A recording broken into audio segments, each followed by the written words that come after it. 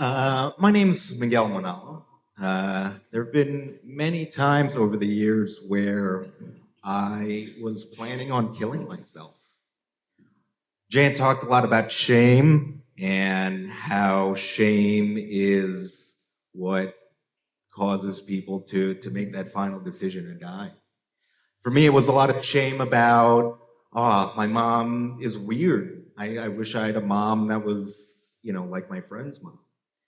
It was a lot about, okay, I've stopped thinking about mom, but the thoughts still keep coming. I'm fucking up.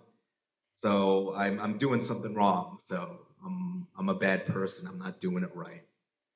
A lot of shame about, okay, I pushed mom away, but my grades in school are bad. So yeah, I'm still a bad person.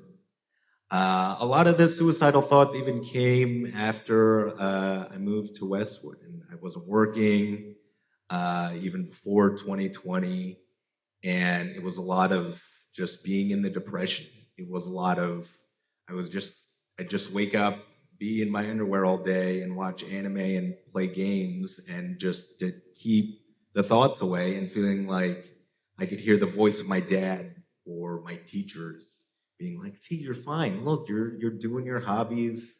You're eating fast food. You're fine."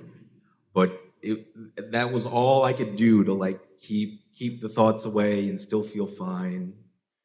Um, During those moments, the thing that would like keep me from doing it, I had lots of plans. I'd think about like driving my car over a bridge or something like that. That felt like that's gonna work. But the thing that would stop me from doing it was my dog. My dog wouldn't understand where I'd gone or what I'd be doing. So I'd look at him and I'd be like, okay, we're going to have a good few months. This movie or this game is coming out soon that I'm excited for. Okay, I'll wait for that. That'll be great.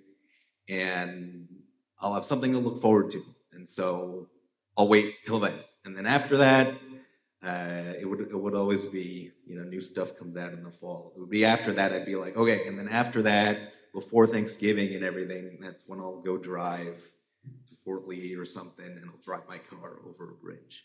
But then I'd think about it, and I'd look at my dog, and I'd just be like, yeah, but he's not going to get it. He doesn't deserve that confusion and that sadness. So I'm not going to do it.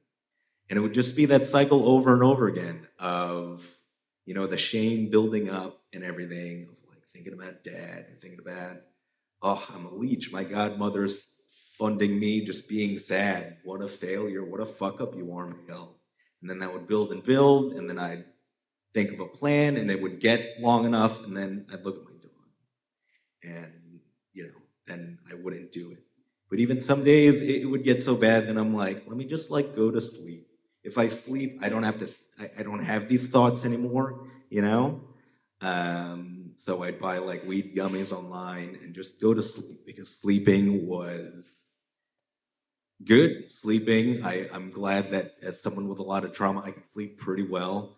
So sleeping, I don't have to think about it.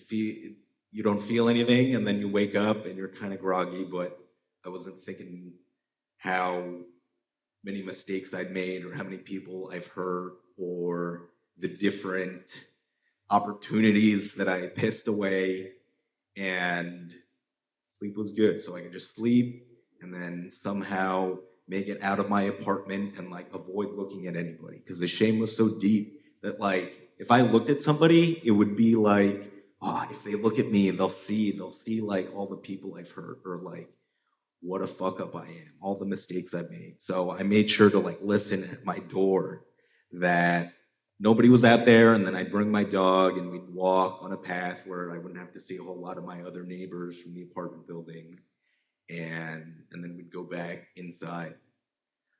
Shame comes today and feeling like, man, I have so many resources that I've taken advantage of. I don't have a lot of suicidal thoughts today.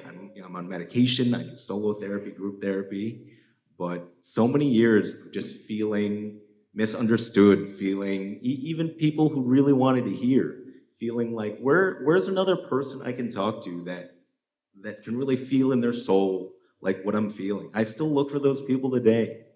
Um, but yeah, it's just that deep loneliness of the shame that's been hard. I'm grateful and privileged that I have the resources I do, but yeah, I talk about it because that deep shame and that loneliness, it is so drowning.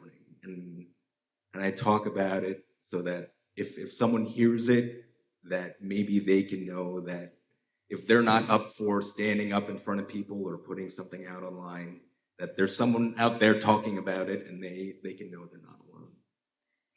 And and maybe it'll help them a little bit while they're drowning in their shame.